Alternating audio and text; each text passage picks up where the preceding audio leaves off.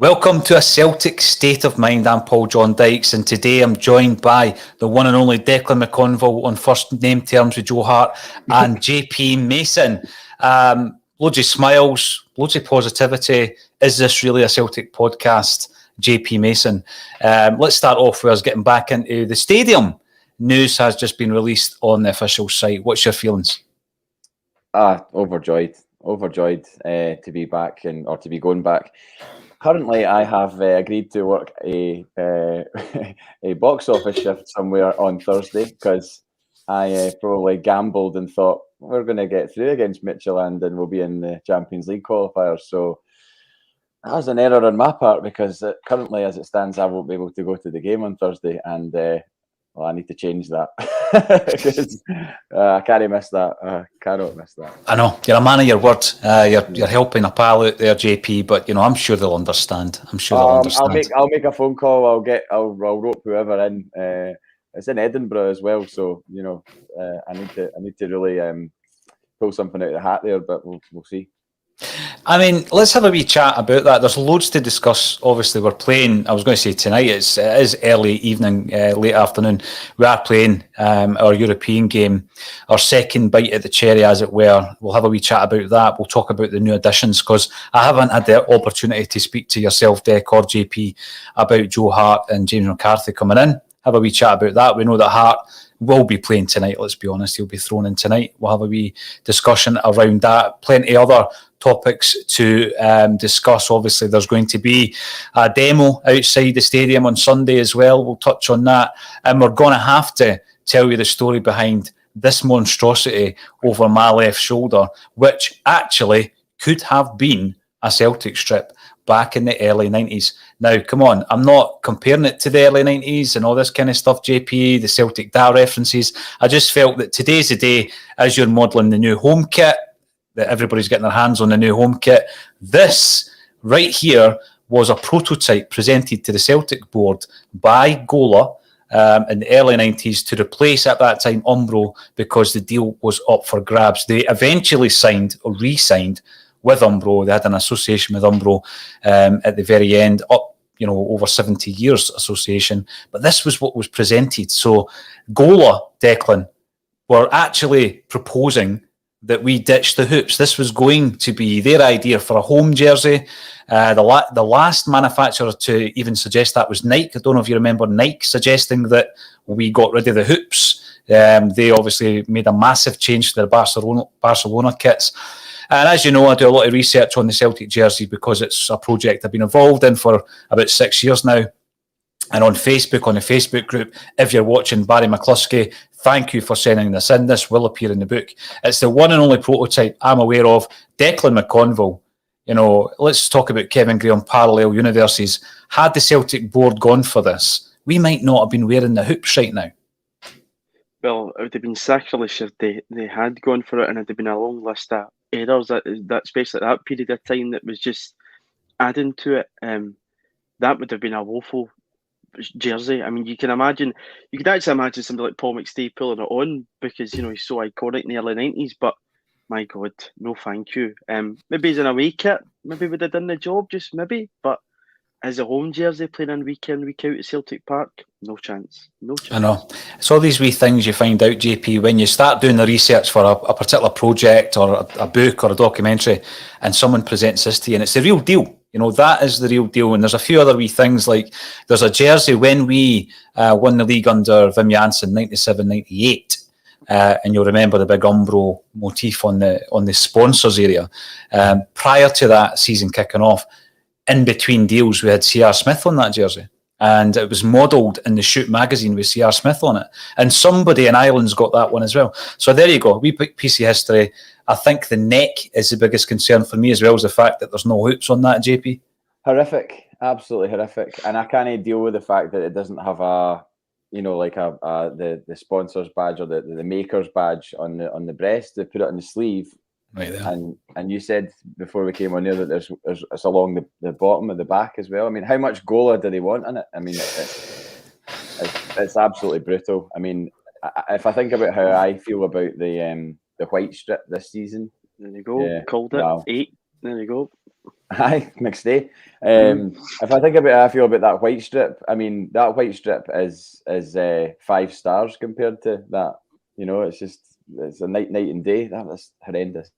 It's terrible.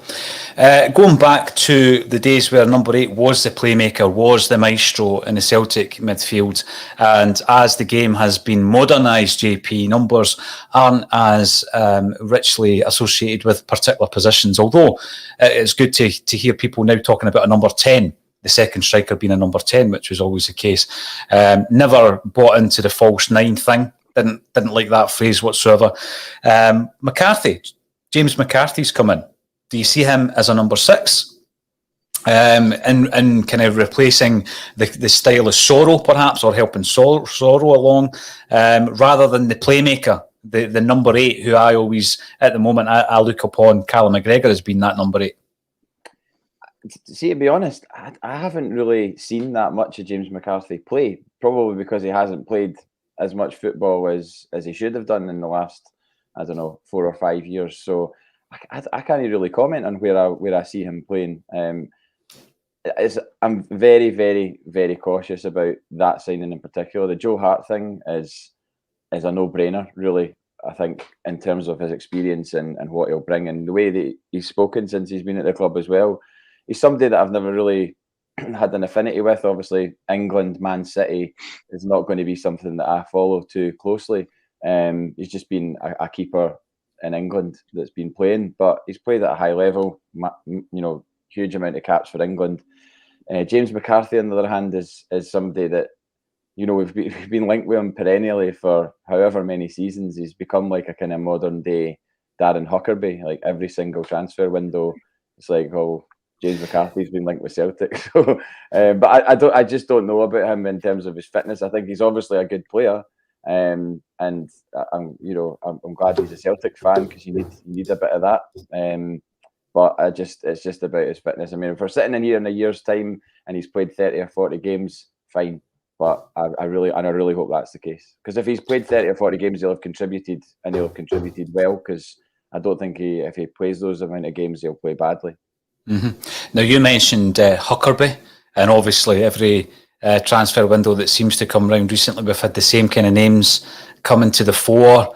We've had Paddy Roberts, Fraser Foster, James McCarthy, sometimes even James McLean. And I don't know if you remember this though, JP, but back in the day, because we're looking back nostalgically, can't help to do that when you get to our age, JP, Ray Stephen was always linked with Celtic. Can you remember that one? Ray Stephen. Now, he was a striker who had made his name at Dundee, and then he had gone to play for Nancy. And I think that, I don't know if it was just because it seemed as though it was quite exotic, the fact that we might bring a player in from French football in the late 80s, but every time the pre-season came round, Ray Stephen was linked with a move to Celtic. It never ever happened, obviously. Well, don't mention players coming from French football in the late 80s, because you know where my mind goes immediately on that. He who shall not be spoken of. He who shall not be named. But no, I don't remember Ray Stephen, but it's one of those ones where it's just like there's always like a lazy list of players that Celtic get linked with, and finally James McCarthy, the most long and drawn out transfer saga, has finally come home. But I mean, and see this patter about, oh, do you think he was Ange's signing, or how much do you think Ange knows about Joe Hart or James McCarthy?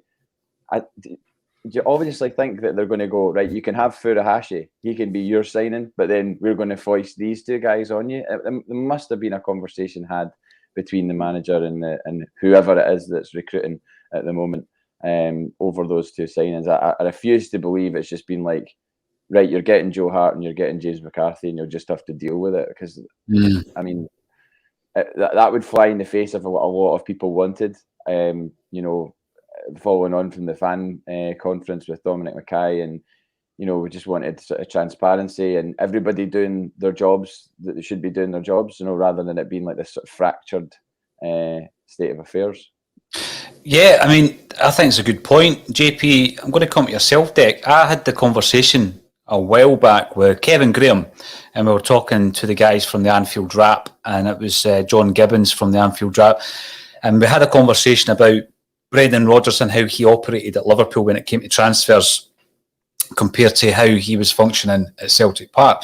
And it's interesting that you should say what you did there, JP, because they said quite openly that Brendan Rodgers discussed the fact that there were options available to him where he had a yes or no kind of say in it, but there were other options where the club purchased players and then he purchased players. It was on his say, so some were foisted upon him, but the quality of a lot of those players were such that he wasn't going to complain about it. It comes to Celtic, I think we had a kind of, a lesser standard of player being presented to him. So it's going to be more difficult to accept. But I think in time, Declan, when you look at the way the transfers are set up at Celtic now, I don't think anyone expects Ange Postecoglou to have identified every player that comes in under his tenure. However, he will have a say at that last part of the process whereby, right, we need a goalkeeper in, Joe Hart is available, here's the deal. And, the manager, and I think Gordon Strachan kind of alluded to this, the manager does have the final say, although obviously it may not be his player. It's quite obvious that Kyogo is his player. He's identified him and he's pushed for the club to get him. On the other hand, McCarthy and Hart, he might not have instigated the moves, but he's going to have the final say over them, I hope. What's your thoughts on that, Dick? Yeah, I think, reading between the lines, his press conference yesterday as well, when he was asked a question about head of recruitment or head of football operations, he said that wasn't a priority at the moment and said he just wants to get bodies in the door. So it looks as if we probably won't do that till the transfer window's shut. Again, that's a structural issue within the club from the very top of the hierarchy, not on him. But having no person there as a kind of go-to tool to communicate, it would appear that probably, Ange Postecoglou is working very closely with Celtic scouts. There's a team of scouts there that are still the core. I know Tosh McKinley's one of them. And they will go and do their reports. They will watch clips and whatever else they get up to. And they will present probably a list of players to the manager and let him make the final say on it. Especially the two boys for Sheffield Wednesday. I don't imagine Ange Postecoglou was coming to Celtic, rubbing his hands, thinking, I'm getting Liam Shaw and Osazi Urhoghide, but probably has had a say in, do you want these two young English players? And he said yes. So, yeah, it's just, two big characters coming into the squad. I think it's something we desperately need. We've lost guys like Scott Brown, Mikael Lustig, Fraser Foster over the past few seasons. To get two experienced players in that have played at the very highest level of English football. Joe Hart's a winner as well, 2 Premier League titles, 75 caps with his country, most Golden Gloves, played in Italy, played in the Champions League, and McCarthy as well has played for Ireland in the Euros, I think. So two big characters into the squad. It should add to the squad as long as we get a tune out the two of them. But to me, I think it's very good business, and it was something I was shocked when I came out the studio on Tuesday. We'd been, camped in like a bunker for 2 hours talking to Michael Stewart, come out and restrictions are lifted and Celtic signed 2 players. I thought it was in a parallel universe, but it was real. So hopefully more additions to come, but a good start. So what you're saying is come to a State of Mind studio and you'll leave with riches. JP, you've yet to join us. You've yet to join us in the studio. We're actually setting up. We'll be speaking, not live, but we'll be speaking to Paul Sheridan in the studio later on because he does do a show for a State of Mind all around the jerseys. Great guy, Paul. Yeah, brilliant. Lovely fella, multi-talented individual, JP. He can turn his hand to just about anything. He's artistic, musical, loves his football. Tremendous. I think he plays a bit of football as well. So we'll be speaking to Paul. But we need to get you into the studio as well, JP. We're doing a lot of sessions in here, loads of music coming through the doors. Interestingly enough, a lot of the really talented musicians are all Celtic fans as well. Don't want to give it away, but you can join the dots on that one. When we're looking at the 2 new signings coming in, I was a bit like Declan. I seen the 2 names. I thought, you know what? That's what we need. We actually need that bit of experience. They're not unknown quantities. I turned round to somebody the other day in the studio and said, who did we sign Sorrell from? It's not immediate to your mind, a lot of these players. Now, by the way, that isn't a prerequisite as to who Celtic should sign, but there's been a lot of kind of hit and miss situations in the transfer market. There's no guarantee these 2 guys will be hits either, but I just think that there is a familiarity, there is a level of experience that we're bringing in, known quantities, international pedigree. There was, however, JP, maybe unsurprisingly, a bit of negativity, I think, in terms of the reaction on the socials. What did you make of that? The fact that we're giving them big contracts, there's no sell-on value. On the one hand, we've been complaining about the recruitment strategy. On the other hand, we try something slightly different. There was also a comparison to some of the signings last season, dipping into the English market for Shane Duffy, El Yunusi, Ayeti. What did you make of the online reaction? I saw a bit of it. I didn't probably see as much as I've seen about other things. I think people were obviously apprehensive, maybe because of, I don't know, Joe Hart seems to have this reputation as being sort of damaged goods. Is that unfair to say? That he has this kind of like, because he wasn't good enough for Manchester City, that he's somehow fallen from grace or whatever. I think it was might have been Alan Morrison that said in another podcast that just because he's not been good enough for Pep Guardiola, who demands like the best players in every single position, just because he's not good enough for him, that doesn't mean to say that he's not a great keeper. And in terms of keeping Fraser Forster out of the England side, you look what Fraser Forster did for us, and he was, low down the pecking order for England, and Joe Hart was number one. So, and Joe Hart has done way more than Fraser Forster has in his career. So you'd kind of expect us to maybe get a tune out of Joe Hart, especially with Stevie Woods in there, because. And another thing that completely flipped me, not flipped me, but kind of was the final sort of nail in the coffin really for Barkas was Stephen from 20 Minute Tims was sitting in the seat right behind the goals where in the Michelin game, and he said that Barkas's communication was almost non-existent, like just wasn't marshalling the back four and just wasn't involved in the game vocally. And I just thought at that point, well, that tallies up with what Ange Postecoglou said about bringing Bain back in, because he needed a vocal presence. And then obviously Bain, arguably is not good enough as a keeper, might have the vocal presence, but not good enough as a keeper to marry with that. So then you think to yourself, right, well, we need both of those boxes ticked. Joe Hart ticks both of those boxes, so it's a no-brainer. But his age doesn't worry me at all. 34 for a keeper is absolutely fine. The guy's fit and has been playing recently. It's not as if he's not played, for a couple of years or something like that, like Craig Gordon when we got him, for example. Yep. So I've got no concerns over his age. In fact, I think it was Alex Ray on Super Scoreboard. Someone put a clip up of him last night, basically saying, "He can't be going out and signing guys in their 30s." I know Rangers did it with Al McGregor, and it's worked out well for them. And then they obviously brought John McLaughlin as well, and he's been a good signing. But and you're like, wait a minute, why is there a but? Absolutely, he just completely contradicted himself. It was hilarious. But see, the thing, we had a wee chat last night about this, JP. It's almost as if, right, even when presented with facts, even when presented with evidence, there is this thing nowadays, and I don't know if it's always been there, it's just that it's far more visual now that we have social media at our fingertips, where even when presented with the facts, it's not true.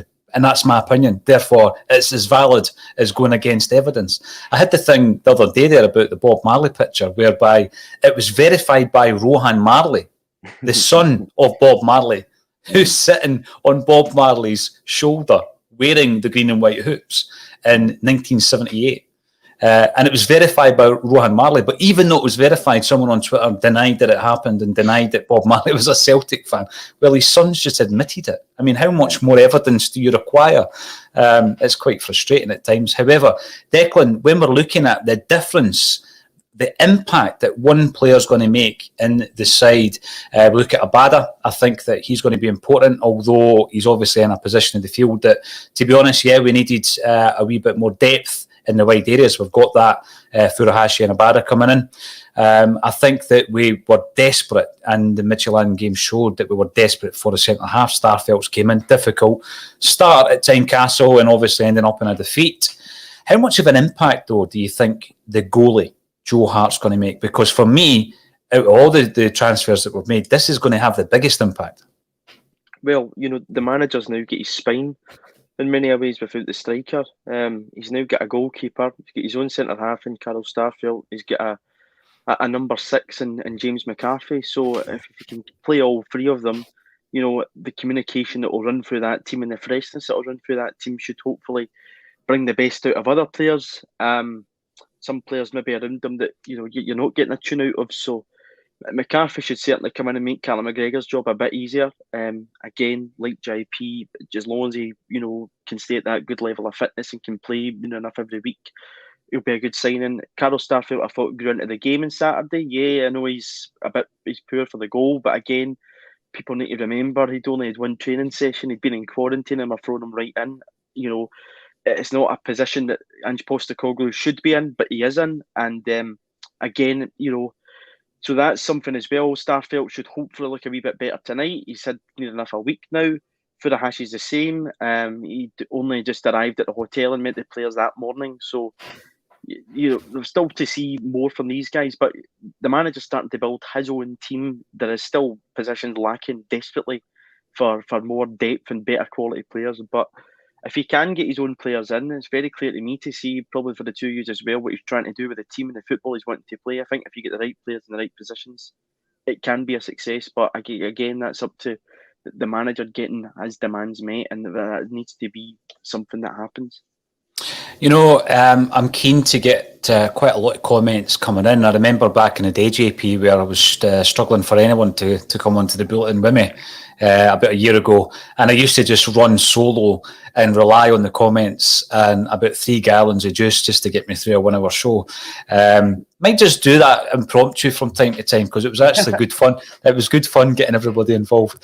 But we will be touching on the comments that are coming in via YouTube, Twitter and Facebook as we go throughout the ACSOM Bulletin. Our day today in terms of broadcasts will be made up after the 12:30 Bulletin finishes. We will have a special at 3 o'clock where Des McLean, comedian, impressionist extraordinaire Des McLean, joined myself and Jim Orr to talk about the absolute legend that is Bertie Auld and the new play that Des is going to be part of, that Jim Orr has written, called Bend It Like Bertie, because obviously Des plays Bertie Auld. So he gives us the full impressions. And I've got to say, there is a section during this, I'm not going to spoil it, but he gives us an insight into the inner workings of a comedian's mind. And he does a sketch. And all I'm going to say that, imagine the film The Irishman, right, with Scorsese, which I only watched a few weeks ago, JP, and it's called The Scotsman, and The Scotsman is Bertie Auld. So you can start picturing that as we speak just now. Look out for it about halfway through the broadcast. That kicks off at 3, and then we're on at 4:15 for the pre-match, and we'll be talking our way through the game from there. Let's talk about the match then. We've obviously had a couple of European games followed up by the domestic opener at Tynecastle. JP, there was a couple of surprises, I think, in the lineup. What's going to change tonight? I think we're all of the view that Joe Hart's going to start. James McCarthy, incidentally, has been left back in Scotland, and Ange Postecoglou explained the reasons behind that by saying that he's not been training with a club. So although he's been training, he's not at the same level of fitness as someone who's done the pre-season, obviously. So he's not quite there yet. He's left back in Glasgow. Joe Hart will start. What changes do you make, JP, from the lineup that started at Tynecastle? I mean, I don't want it to turn into a near Beaton rant, but I would far rather see a centre-half play at centre-half than this makeshift player that's been there for 8 years and played 160 games. Do you know what I mean? I think we've got to be forward-thinking on this, and just there's so many players there that are they're just picking up a paycheck at the end of the day, and it's not their fault. You know, what are they supposed to do? You know, if there's clubs not coming in for them, what are they supposed to do? You know, it's just frustrating that they're on big money contracts. Beaton will be on decent money for the length of time he's been there. So, but I'd rather see Welsh come back in. Whether or not that will happen, I don't know. The left and right back situation is going to stay pretty much the same as it is. Ralston took his goal really well, and I'm sure enjoyed the celebration and everything. Put in a shift as well, JP. I know, totally. He's not the most technically gifted player, but I thought he put in a shift again. No, but again, like what you're saying, that's all you can really ask him, isn't it? I know, I totally. Like, I mean, at the end of the day, the guy's playing for Celtic. I've said this before. The guy's playing for Celtic. you know, we'd all love to be doing that. But at the end of the day as well, he's not. If he wasn't the answer for the last 5 years, why is he suddenly the answer now? That's my argument. 100%. I mean, yeah, he can play really well in this interim period, but we all know that we need something a lot better at right back. You know, it's no disrespect to him as a player. I just think I wouldn't want to go into big games, and there's big games coming if we get into the Europa League, and obviously there's a big game at the end of this month, and I just wouldn't. I would feel nervous about going into those games with Anthony Ralston at right back, and to a lesser extent Greg Taylor left back. I think things are falling down an awful lot with Greg Taylor at the moment. Like, attacks are falling down and breaking down at that point with him. So I don't know if it's a system or what, but there was just, I didn't think we were terrible against Midtjylland last Thursday, and I didn't think we were terrible against Hearts. I mean, Hearts fans were right on their team's back. They got a lucky free kick, which wasn't a free kick at the end, and you know, we're that bad at defending set pieces that, you know, the chances are you're going to get a shot on target, and Bain's positioning was not great for that free kick. So, you know, I don't subscribe to this fact that we're miles off, and I think that the way that Postecoglou talks, you wouldn't talk like that and you wouldn't respond to the media like that unless you were completely confident in your own ability as a manager and know that given the time that he needs, because he needs it, that he'll produce a good footballing team. You know, when you're looking at the fullbacks, one of my biggest concerns as well, some people are talking about, well, they're not suited to what Ange needs of his fullbacks to fit into the not just the style of play, but the shape of his team.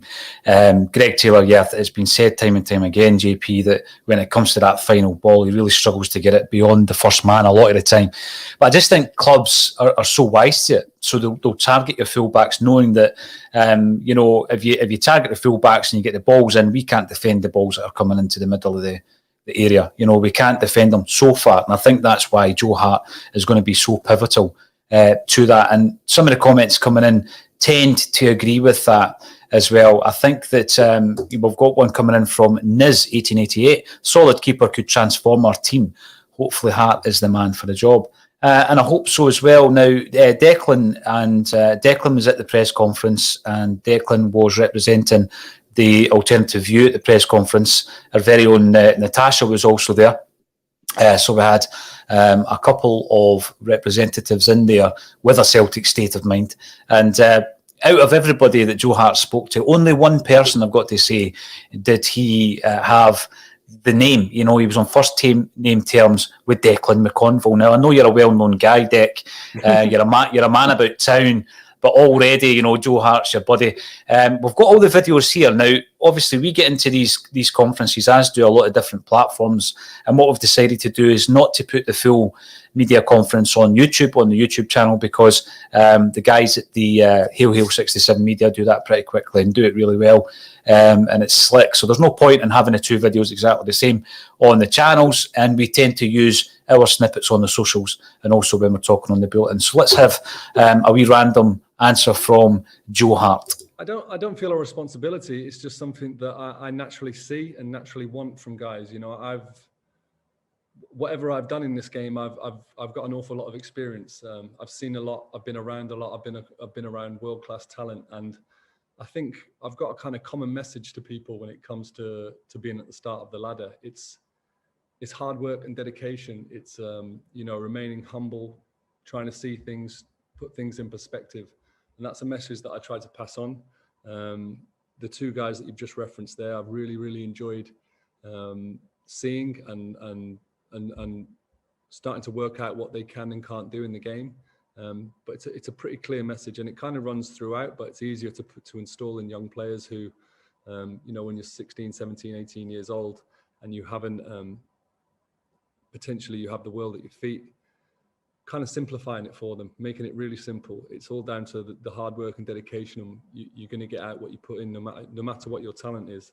I think the hard work, dedication, and remaining humble is something really key. So you're looking at that, and you're looking at the inexperience, you know, of the defence that we've had up until the arrival of Carl Starfelt and the shuffle in the pack when Beaton was returned against Hearts.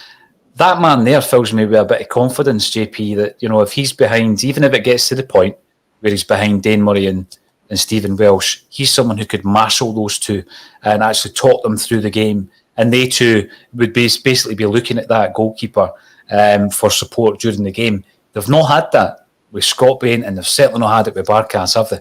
No, it kind of reminds me, just listening to him speak, it kind of reminds me a bit of Chris Martin from Coldplay.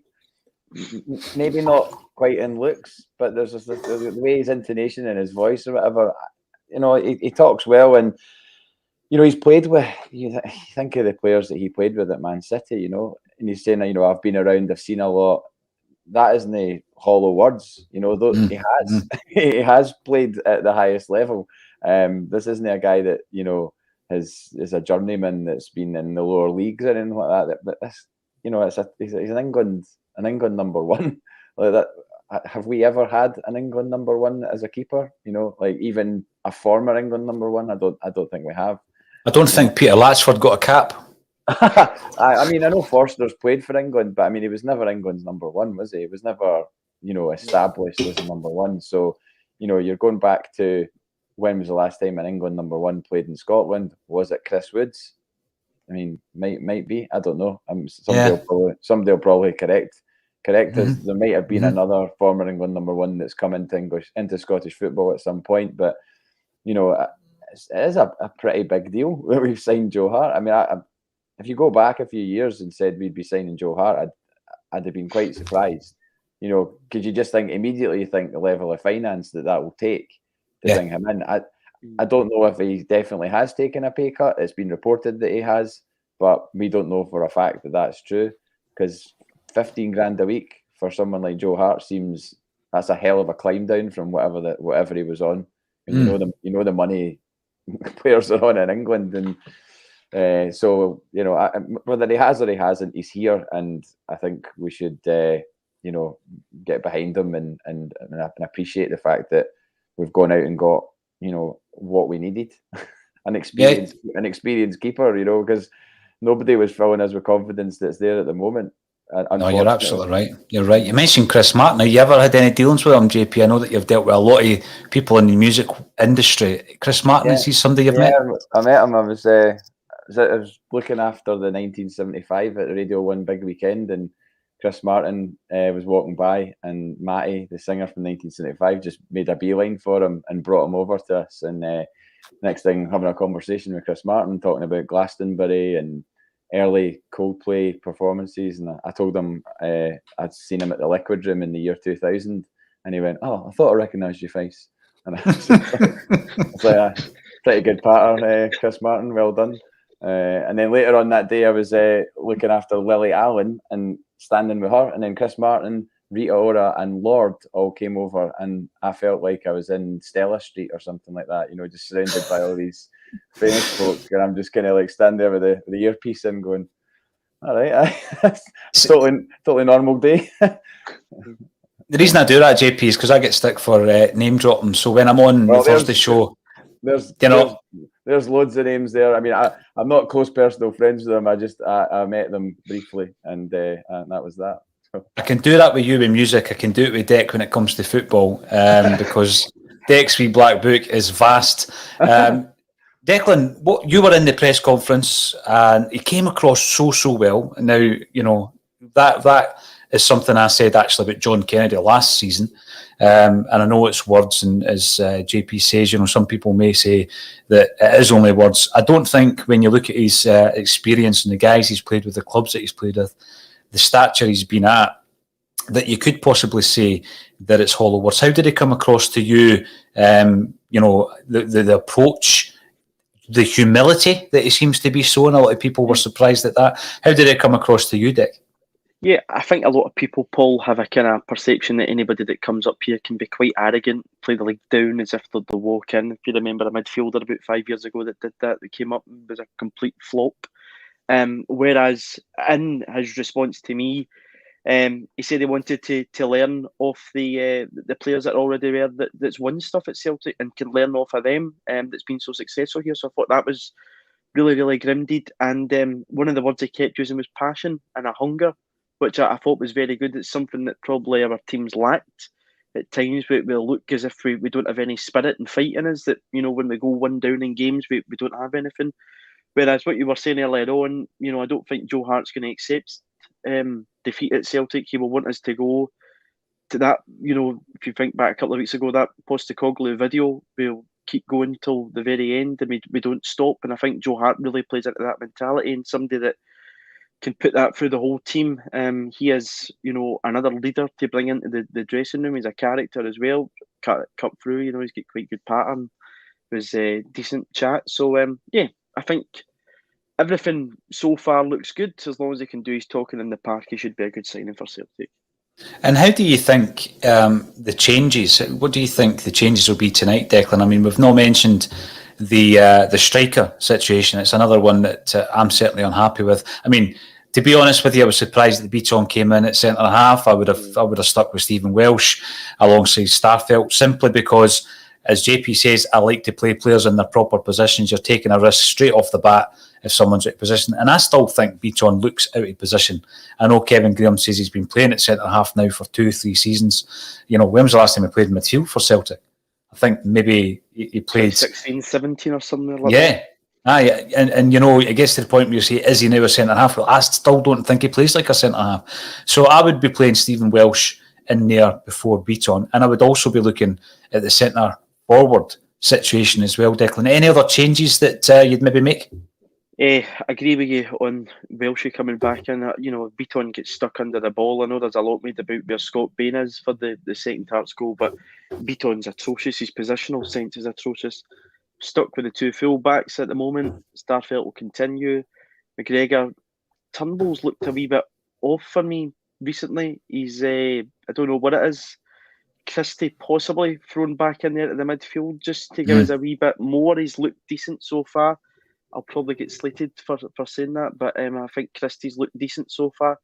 Don't know, maybe Turnbull just needs a wee break and a wee rest, or he's just adapted to the system, but possibly Christie to come into the midfield with McGregor and Sorrow. Even again, Shaw's a weird one for me because he featured so much in pre-season, but yet he's not a sniff of the first team. But can't see him dropping Sorrow for Shaw, so probably stick with that three if Christie comes in. Forrest probably will continue with Abada. Again, up front, the manager here is, I think he's stuck between a rock and a hard place. One of the strikers shouldn't be at the club. He should be let go and gone.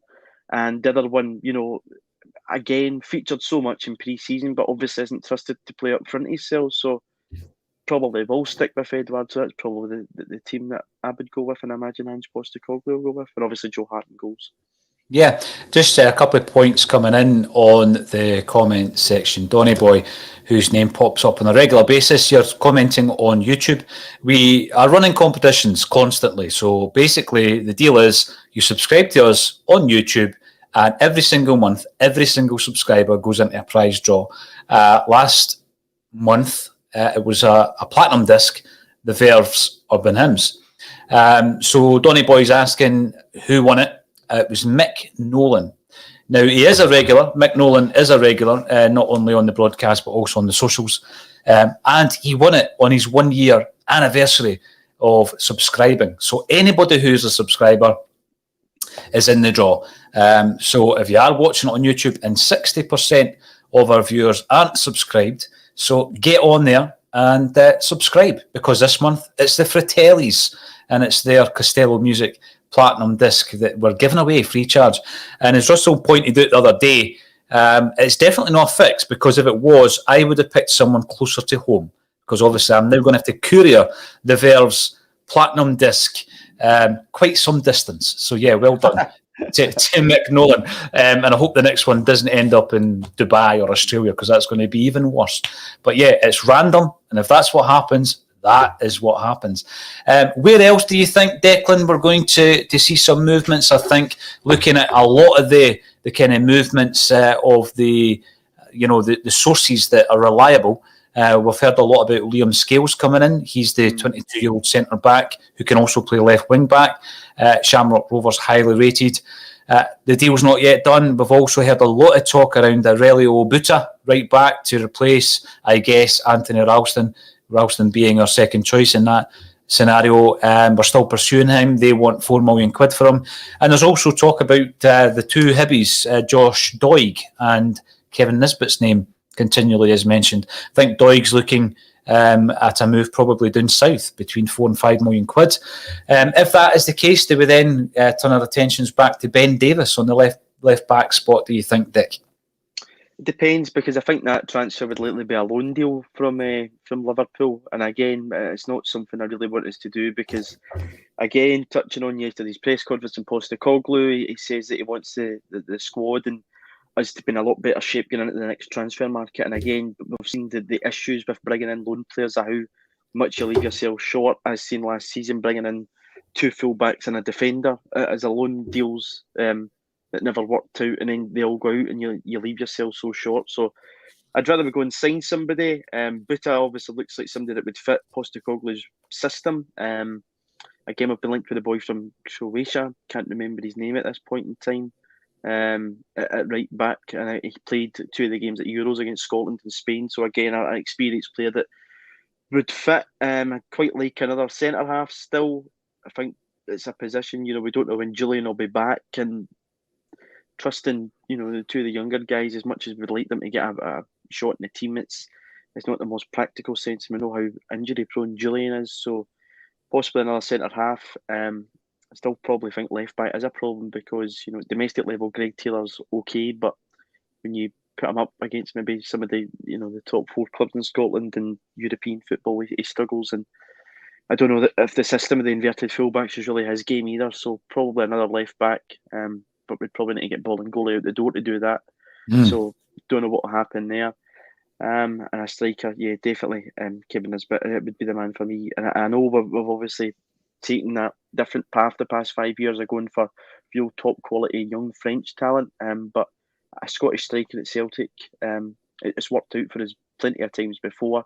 If you remember, Stokes and Hooper up front, how good those 2 were. And, yeah, as a partnership, and I think Nisbet would give us as all. He's obviously friendly with a lot of the Celtic boys. You saw the photo of them with Nicky Hood out in Angels with Forrest and Taylor and KT. So were you in that picture, Dick? No, I was busy that day. And Nicky never gave me an invite.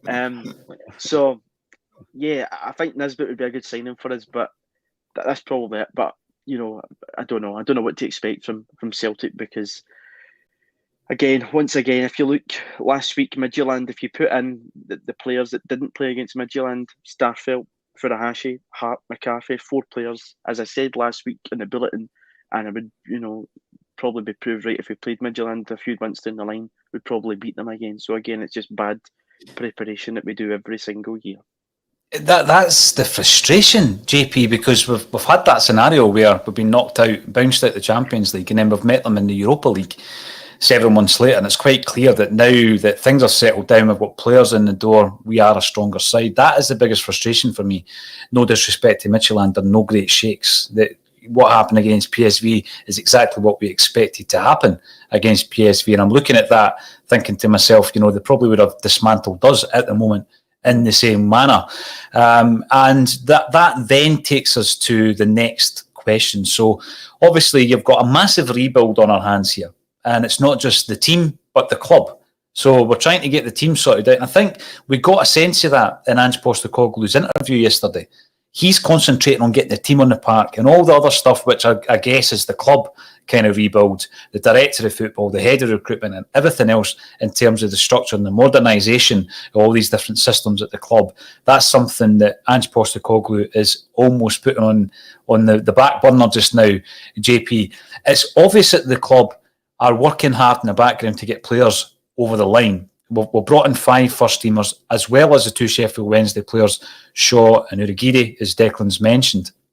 5 guys that you reckon could get into the team. They could actually go right into that first team, in McCarthy, Hart, Abada, Starfelt, and Nyogo as well. So you could put the whole lot of them in the first team, and then you start seeing a different team taking shape. How many do you think, realistically though, JP, between now and the transfer window slamming shut, can we get over the line? Because I would like a right back, a left back, a centre half, and a striker, but how realistic is that? I mean, in today's world, it's obviously proven difficult to sign players. Manager has alluded to that, and I think we all know that we're not living in an ideal world. It's getting better, thankfully, but you know, it just depends who they identify. I mean, the fact that we identified this guy Buta, and it was so long ago, you know, why, if we really want to sign him, why is he not here? I think that's been that question's been asked on other bulletins, because I can definitely remember people saying that, you know, why is it taking this long? What's the hold up? We urgently need a right back. We could have done with, you know, a right back, a centre half. We know we've needed a centre half since December last year. That's why there's a protest on Sunday, is because of the decisions that have led us to this point, not for what has happened now, because obviously, you know, it's a bit of a strange mindset to be standing protesting when we've just signed an England #1 international goalkeeper, because you're kind of like, well, you've not done this for, you know, the last 6 months, but you're doing it now.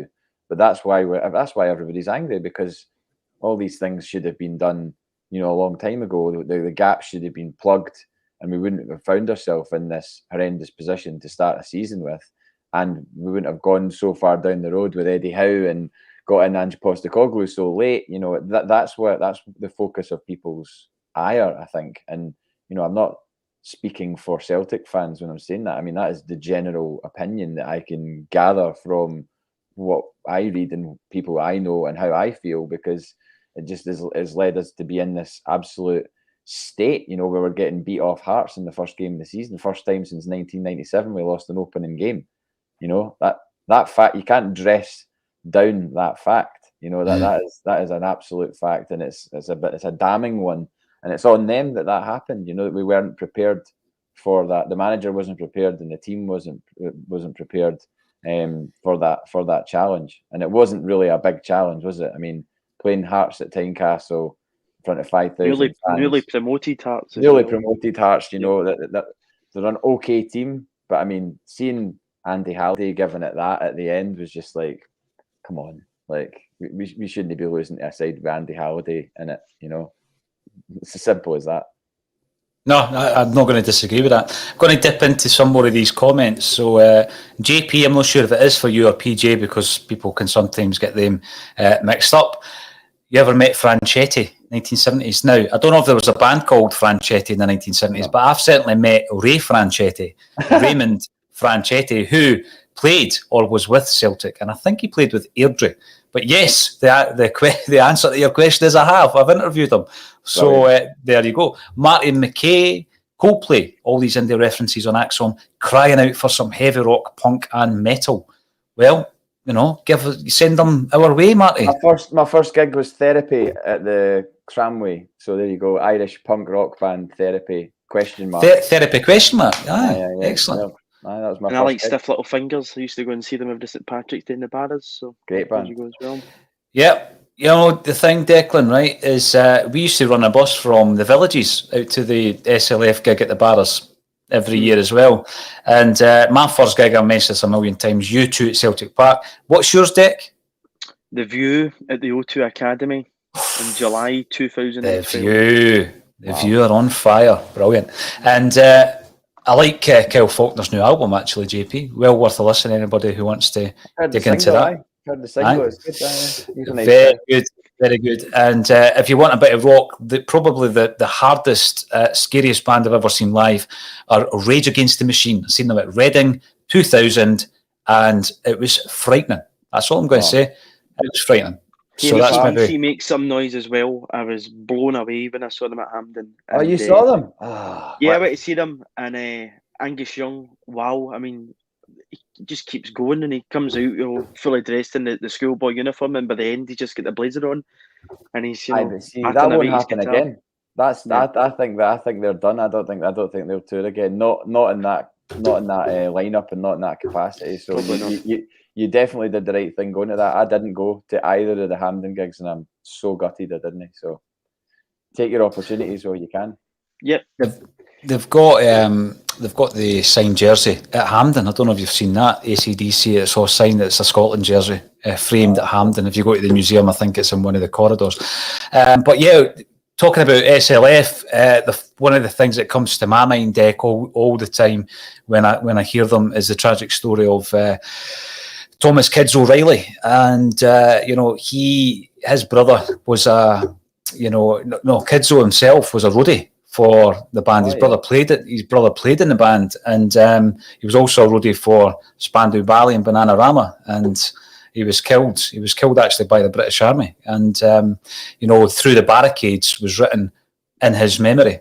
So that I always think of that. And there's a great interview actually on YouTube with one of the Kemp brothers talking about the meaning behind Through the Barricades. And he talks about how he took him to Celtic Park for a game, didn't he?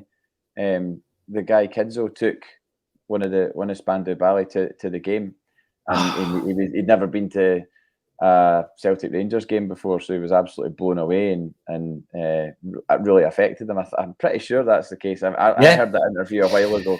Well, even in the 90s, Tony Hadley ended up at Ibrox watching Celtic, and he's standing there. There's great pictures, and I'll tell you who took them. Jim Greenan took them, an Irish Celt. He took the pictures. Say Tony Hadley standing there with a leather jacket on watching Celtic. With the scoreboard behind him. You can see that picture. Yeah. So it's all connected, any friends and family of Kids O'Reilly, it was an absolute tragic event, wasn't it? So I always remember him, Kids O'Reilly, the memory of when I think of Stiff Little Fingers as well. So there you go. We do like a wee bit of rock and roll as well. Now, when we're looking at other matters within Celtic Park, earlier on, Declan. JP mentioned the fact that there is a demo. There's a demo on Sunday. What's your thoughts about it? I spoke to Lawrence on Tuesday about this, JP, and I'm looking at the Celtic board as they are and the way that they react to such organised events by the Celtic fans. And, I just feel that there's a contemptuous kind of attitude amongst the board at this moment in time, JP, at Celtic Park, and they're going to be looking at the Celtic fans with contempt, I feel, on Sunday. But you do feel, as a Celtic fan, often a bit helpless to the situation. What's your thoughts on the demo? What's your thoughts on the fans having a voice? I know we've got affiliations, associations, we've got the Celtic Trust, we've got numerous popular podcasts and broadcasts, but do the club actually listen? Will they take heed of any demonstration on Sunday? Well, I've got a feeling they might have to, because I think it will be quite sizable. In demonstration terms, I think it will be probably the biggest that has been seen. That a lot's made of the demonstration after the Ross County game. That was knee-jerk. That was not organised. It was 100 to 150 people, including maybe 10 to 20 people trying to get through a barrier, which was then lifted up and became a shark and has become a meme. And I didn't agree with that, because it had a kind of violent undercurrent to it, and I just didn't think it was a good representation of Celtic fans. And I always am aware that you're representing the club when you wear this badge, when you go abroad, and you're supporting Celtic in Europe. Whatever the way you behave is how the country you're in perceives a Celtic fan. And I've seen people behave abroad in Europe appallingly, and I've heard songs being sung next to me appallingly that I've called out and been shouted down for it, when it's been disgusting things that are really on a level that I don't agree with. And I'd hope that the majority of right-minded Celtic fans would agree to that. So when you go in and protest or do whatever you do in front of the ground, again, it's representing Celtic fans, because for months after that, it was, the Celtic fans did this. And it's like, well, I wasn't there. I didn't do that. I didn't get involved in that particular demonstration. The one after that was an arranged protest by the Green Brigade, I think. And it was, socially distanced. People were wearing masks. It was, there was no headlines to be grabbed about that particular protest. And I don't think there will be about the one on Sunday either. I think it will be, an organised sort of standoff against the board. And it's a shame, because obviously Dominic Mackay has talked a lot about unity and everything else, and that is not something he'll want to see or preside over. I just hope it doubles their efforts to make sure that something like this never happens again and we're never in this position again, because it's all about what happens now. Can't change the past. It's all about what happens from this point onwards. And that, I guess, is what people are wanting to make sure, and sort of their voices are heard to make sure that it doesn't happen again, because we've just completely gone off piste. Like we've, you can call us entitled, spoiled, whatever you want. We've completely gone off piste. I've been getting memories popping up of all the league flag celebration days from the years gone by. John Clark raising the flag a couple of seasons ago, and you think to yourself, we were in the middle of unprecedented dominance and success. You maybe expect that to stop at some point, but you don't expect it to stop in the way that it has. So that would be my take on the situation. Yeah, and the thing as well, JP, anything less than a league title this season is another failure. Mm-hmm. And that's not me being entitled. I'm going by the standards that have been set by the football club, by those players, and the vast majority of whom obviously still make up the squad. So there's been a standard set. So you're meeting the standards. Anything less than that, and there's a drop in standards. So are we being told that you have to accept that?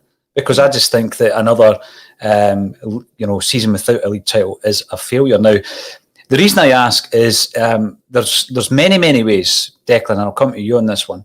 There's many ways in which Celtic supporters are able to make their voice heard. So I always go back to the last time where there was such a disconnect between the club and the fan base, and it was at the hither end of the Kelly White dynasty. Their years, as that was crumbling, the empire was crumbling around their ears, and we needed a saviour, and we got that saviour. And the saviour, of course, was Fergus McCann, who headed the takeover. But for months and months prior to that, fan groups got organised at street level. They were able to communicate through the pages of fanzines, through organising events where they were speaking in halls to fellow fans about the problems that were happening at Celtic Park. And another thing that they did, as well as demonstrating and boycotting eventually, Declan, as you know, because you know the situation inside out yourself, another thing that they did is they utilised the mainstream media to ensure that their voice was heard. And so the terrestrial channels, as it was back then, were utilised. They'd done specials. I've got copies of the tapes. They'd done specials on the Celtic crisis, and they spoke to these fan groups who were very vocal in their derision of the Celtic board and the way the club was going. They also spoke to the mainstream broadsheets, the mainstream tabloids, and they got the message out there.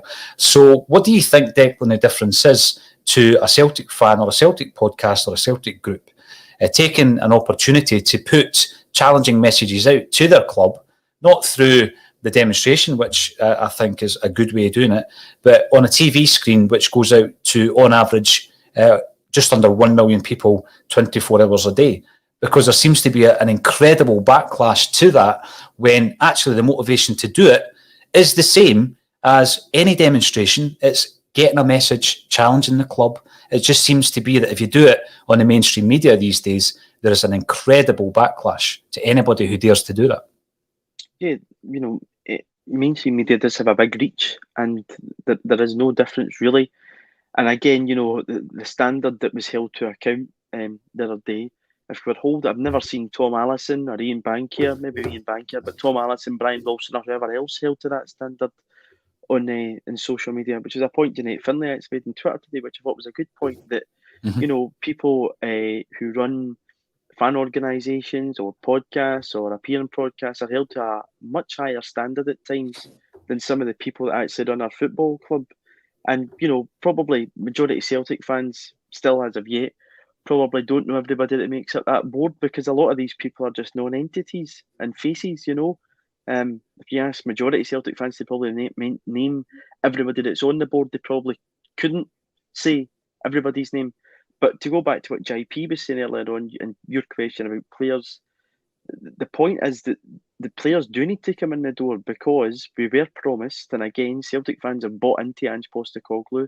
We have backed the manager, that he would be given the sufficient tools to build his team to be as successful as possible. At this point in time, that hasn't happened. So if fans groups, whoever that may be, want to get together, want to protest, that's up to them, and they've got every absolute right to do so. So, if you're not going, fine. But if you are going, then let the people go and don't challenge them on it, because we're moving out of this. The board probably suited them at times with COVID last year to have fences around the stadium that people couldn't meet outside. We're allowed to do that now. And, if it's a peaceful protest and people want to make their feelings heard, which I've not been able to do because we've not been back at the stadium, and yet again, we're all back in on Thursday, everybody will have a voice then too. Things will change, and people, running Celtic Football Club really need to take heed of that and understand our feeling at this point in time, because it's clear not to. As I said, with Midtjylland, 4 players have come in the door, great, but it's too late, and that needs to be a lesson learned. It's a lesson that happens every single year, but hasn't been learned. And I think now a lot of people are just saying enough is enough. Yeah, well said, Declan McConville. Let's get a wee prediction for tonight's game. Start with yourself, JP. Oh, man. You know what? Like, given what Sparta Prague did to us last year, annihilated us over 2 legs, like 4-1 apiece, and this team finished 3rd in the league behind them. I don't know if it was a distant 3rd. I think they were a distant 3rd from top, but I don't know if they were that far behind 2nd. So, us at the moment, we're a bit of an unknown entity. These guys are probably an unknown entity. So I would be happy with a draw. Really, I don't think we can be. You saw what happened the other night. This idea of it being an easy route to the Champions League. It's not an easy route, and you catch teams at a time where they're ahead in their season, and it doesn't matter how good you think you are. If you're up against a team that are fitter and more gelled and more on it, then they'll beat you, and that's what has continually happened to us. But at the same time, we've just not been prepared in the way that we should have. So you put those 2 things together, and you've got a recipe for disaster. So tonight, I'd be happy to get out of there. The away goals thing doesn't count anymore, which is really weird to me. I still can't quite get my head around that. It just doesn't quite fit. You're just so used to it for the whole of your life. It's like somebody stopping there being penalty kicks at the end of a game where there's supposed to be penalty kicks, and I don't know, doing a coin toss again or something. It's weird. But I'd take a draw of any kind, as long as we give ourselves the best possible opportunity in front of a full house at Celtic Park on Thursday. I mean, I'm sorry, but we should be beating anybody. That game, that first game back, put us in front of anybody. We should be beating them. Well said, JP Mason. Declan, can Ange Postecoglou get his first win in charge of Celtic? I'm just hoping for a positive result tonight. Again, I think if we can, not lose tonight and take Jablonec back at Celtic Park, we should hopefully do the business. But I think we would all like to see a wee bit of change in direction with results and him to get his first competitive victory. So, as long as it's a positive result, but I'll go 1-0 Celtic. Well, it's been an absolute pleasure once again. Always is on a Thursday to chat to JP Mason and Declan McConville. I've got to thank everybody for getting involved in the comments. If you haven't already subscribed on YouTube, please do so. You'll be in with a chance every month to win a massive prize from a Celtic State of Mind. Join us later on. We're on at 3 o'clock with Des McLean to talk about Bertie Auld. And then we're back at 4:15 for the match day coverage. And again, tomorrow for the reaction, 12:30. Join us again on a Celtic State of Mind.